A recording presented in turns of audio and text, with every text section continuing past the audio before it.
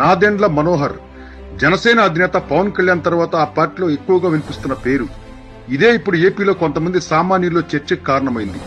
ఆంధ్రప్రదేశ్ మాజీ ముఖ్యమంత్రి నాదెండ్ల భాస్కరరావు కుమారుడైన నాదెండ్ల మనోహర్ 2004 ఎన్నికల్లో కాంగ్రెస్ పార్టీ తరఫున గుంటూరు జిల్లా తెనాలి నుంచి ఎమ్మెల్యేగా గెలుపొందడం ద్వారా రాజకీయాల్లో ప్రవేశించారు. ఆ తర్వాత 2009 ఎన్నికల్లో కూడా తెనాలి నుంచే రెండోసారి ఎన్నికైన నాదెండ్ల అప్పటి సీఎం వైఎస్ఆర్ ప్రభుత్వంలో డిప్యూటీ స్పీకర్ గా పనిచేశారు. వైఎస్ఆర్ మరణాంతరం కిరణ్ కుమార్ రెడ్డి ప్రభుత్వంలో రాష్ట్ర అసెంబ్లీ స్పీకర్ గా ఎంపికయ్యారు.